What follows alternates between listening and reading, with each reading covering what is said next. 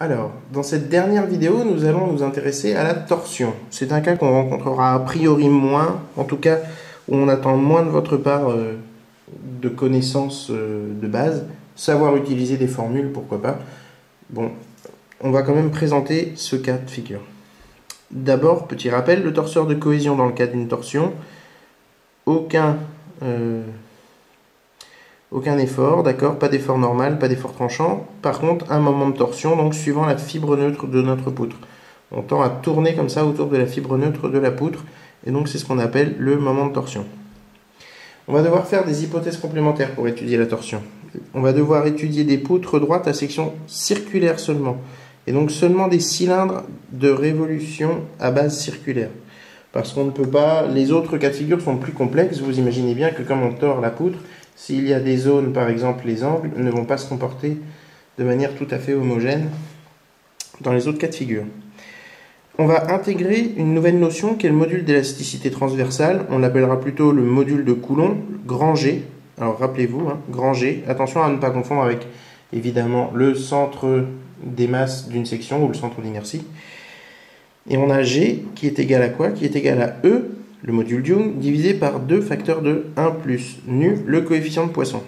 Et donc ce coefficient de Poisson, il est représentatif de la striction du matériau lorsqu'on tire dessus, mais bon, ici ça ne nous intéresse pas, on a juste à retenir G égale E sur 2 facteurs de 1 plus nu. Alors comment ça va se passer si on étudie la torsion pour ce qui est de la déformation? Donc on imagine ici que c'est la surface qu'on considère comme fixe, un petit élément de longueur dx de notre poutre, et ici donc l'élément sur lequel on a appliqué notre moment de torsion, et on veut analyser sa déformation. Donc sa déformation, c'est que cette section, elle a tourné par rapport à celle-ci là-bas qui est fixe. On appelle gamma cet angle qui est ici, d'accord? Et d de phi cet angle-là, d'accord? Dx la longueur. On va avoir gamma, d'accord?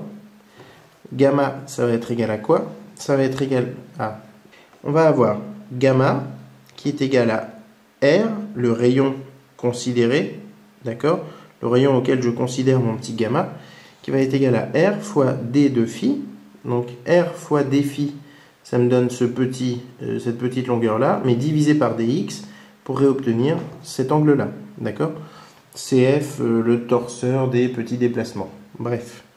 Et du coup, ce qu'on va appeler θx, θx c'est quoi? C'est d de phi sur dx. D'accord? D de phi sur dx. Donc c'est le petit angle de déformation divisé par la petite longueur, d'accord, de l'élément considéré. Donc c'est une variation angulaire élémentaire en gros. La répartition des contraintes dans une section droite dans le cas de la torsion. Eh bien, plus on est loin de la fibre neutre, plus la contrainte tangentielle est élevée, taux max, et on a taux qui est égal à G, le module de Coulomb, fois R, le rayon auquel je me trouve, fois θx, avec θx, l'angle ici de torsion dont on a parlé tout à l'heure. On va maintenant parler de la relation entre la contrainte, l'angle unitaire de torsion, θ, d'accord, θ de x, puisque cet angle θ va varier en fonction de la position dans la poutre, potentiellement, et le moment de torsion, donc le cas de charge extérieur. On a la relation suivante. Le moment de torsion est égal au module de Coulomb fois l'angle unitaire de torsion, θx, fois I0, qu'on appelle le moment polaire.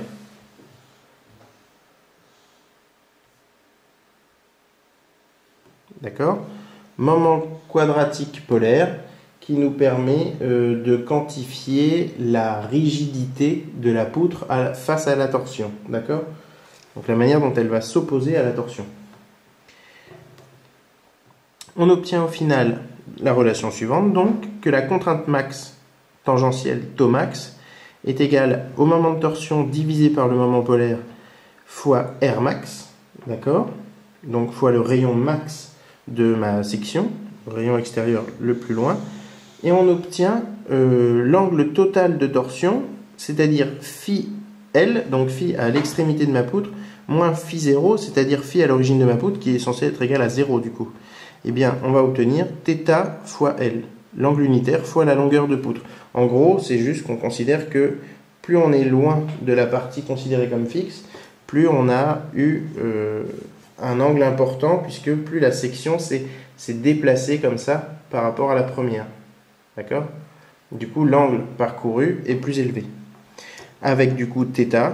θ, qu'est-ce qu'on appelle θ? Bah, c'est le moment de torsion divisé par le module de Coulomb fois le moment polaire.